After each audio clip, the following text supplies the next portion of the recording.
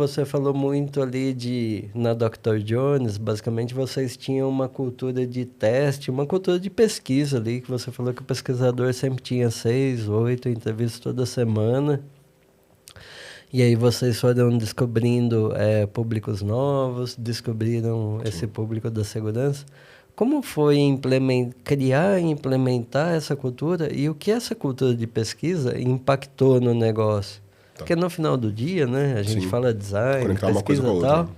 mas a gente, quando você consegue e tal, é quando tem um impacto no negócio, né? Como você vê que essa cultura de pesquisa impactou no negócio da Dr. Jones? Perfeito. Cara, o grande lance para isso dar certo numa empresa é ter o alinhamento de ponta a ponta, né? Quando eu digo ponta a ponta, são os principais stakeholders com quem vai implementar isso, né? Isso a gente tinha lá. A visão era clara, assim, a gente precisa ser focado no consumidor, a gente precisa entender esse consumidor. Isso é muito importante para desenvolvimento de produto, porque o desenvolvimento de produto acontecia lá dentro, né? Era na cabeça dos dois fundadores, eles tinham uma cosmetóloga lá e pensavam nos produtos e tudo mais, mas eles precisavam de dado, né? Com quem a gente está falando e tudo mais. A gente chegou a lançar um shampoo de caspa, né? Que, putz, era um maltador masculino que a gente sabia pela vivência da vida, mas a gente teve que validar isso na prática, né? Então, assim, a gente teve tanto essa parte da pesquisa dando retorno em produtos, né? Por exemplo, a gente começou com uma lâmina era uma lâmina de Razor 6, que eram 6 lâminas. E aí a gente começou a ter, no atendimento, a gente tinha uma pessoa super legal que trabalhava lá, que começou a pegar reclamações de clientes que a Razor 6 entupia, né? Tipo, talvez o pelo era muito grosso, ele entupia. Pô, aí beleza, temos um gancho ali, vamos investigar. Aí começamos a descobrir, né? X% da base está reclamando que o produto está entupindo e ela tem que limpar. Chegamos a criar um produto que era uma coisinha para limpar, para a pessoa não ter que ficar batendo na pia, né? Com água corrente e tal. Usavam essa coisinha. A gente falou, bom, tem uma oportunidade ali. Será que a gente não faz com menos lâminas e mais espaçado, né? Bom, beleza. Entrevistamos ali 500 pessoas. Aí foi em larga escala, mas por e-mail mesmo. Conversa mesmo. A gente foi, acho que uns 50, alguma coisa assim. Pô, identificamos ali a necessidade e criamos um produto. Aí criamos o produto, mandamos para essas pessoas validaram o produto e depois a gente lançou. Então, tipo, a gente teve essa conexão de ponta a ponta, né? Da estratégia de, putz, preciso conhecer o cliente para desenvolver melhores produtos, para conversar melhor com ele. Então, a gente teve essa experiência. A gente teve a experiência do público, que a gente chamava de segurança pública, de criar um pacote de produto que seja mais acessível. Tinha uma galera que era soldado, tipo, saca? O cara, né, tava usando o Bic ali porque era baratinho, mas ele talvez não tinha grana para comprar, porque o nosso produto era equivalente a um produto top de linha da concorrente, né? A gente chamava a concorrente de 2Ts. e, então a pessoa às vezes não tinha. Então a gente criou um produto que era uma lâmina e o cabo, né? A pessoa testar o produto, né? Criamos, aí a gente, depois disso, a gente melhorou o nosso programa de assinatura, né?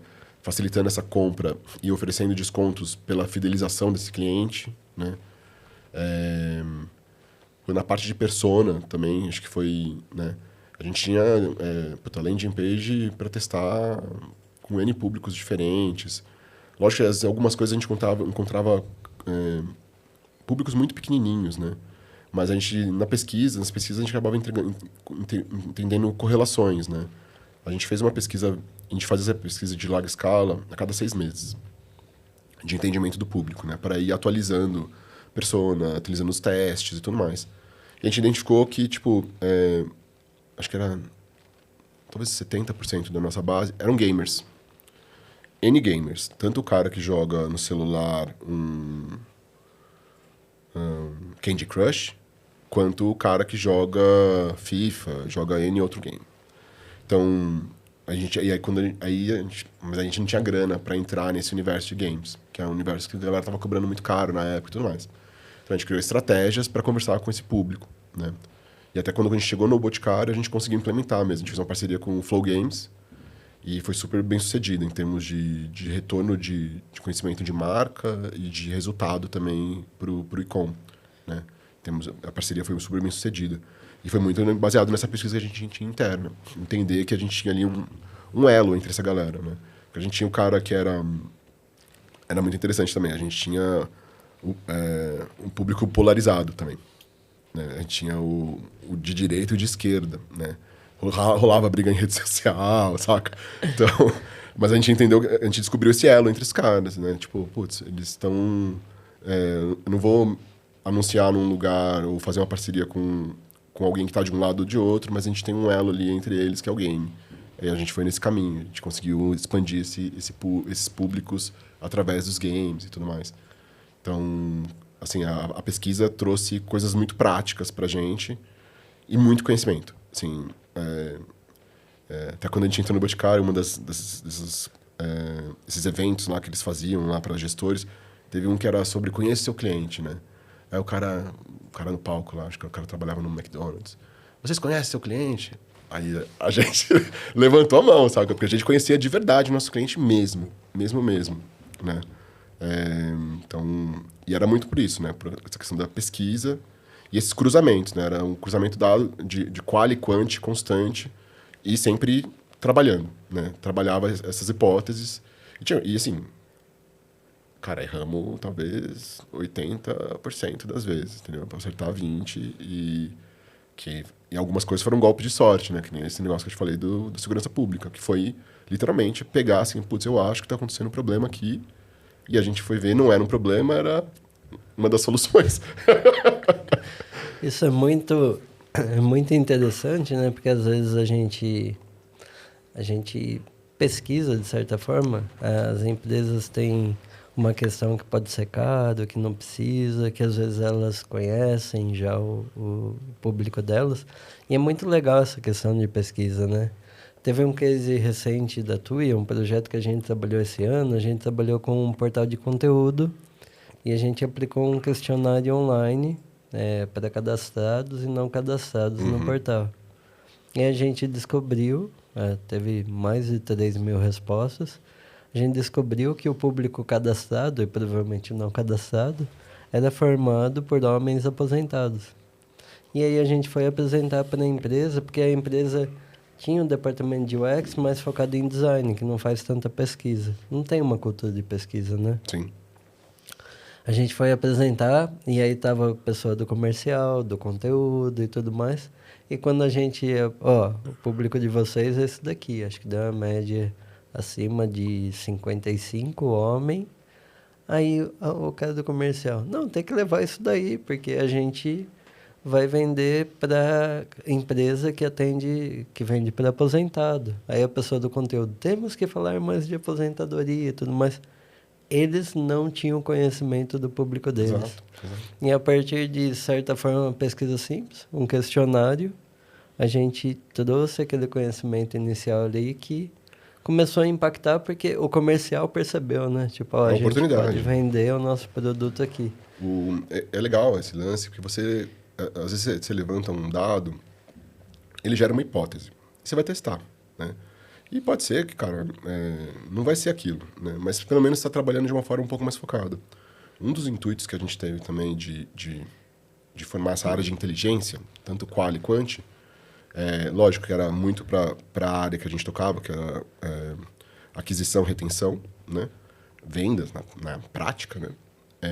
Mas a gente teve muita gente que entrava para nosso time de branding, isso rodou muita gente ali, cada um chegava com uma ideia. Ah, não, a gente tem que falar com o público tal desse jeito. Mas está baseado no quê? Ah, não sei o que eu acho que o mercado, olha o que a outra marca está fazendo. Mas beleza, a outra marca é outra marca. A gente é a gente, né? E aí eram os embates, né? Então, um dos intuitos também de formar essa área de inteligência era municiar os outros times, como você falou no exemplo do comercial, a gente municiava o nosso time de branding, quem que era o nosso público, né? Então, isso foi extremamente rico para a gente conversar com o público certo, da forma certa, né? Porque eu estava ali na ponta muito da conversão, né? A gente tinha essa área de inteligência, mas era focado na conversão. Mas a gente começou a ter dado que a gente apresentava para a empresa como um todo e gerava ali, tipo, putz, vou fazer um conteúdo, fazer uma collab com a marca tal, porque entendo que tem uma oportunidade ali, né? Então, é muito importante você ter esse tipo de área. Eu sei que é muito difícil. Quando eu conto esses cases, as pessoas falam assim, mas como você fez? A minha sorte é que os caras eram comprados com essa ideia, os 2 fundadores.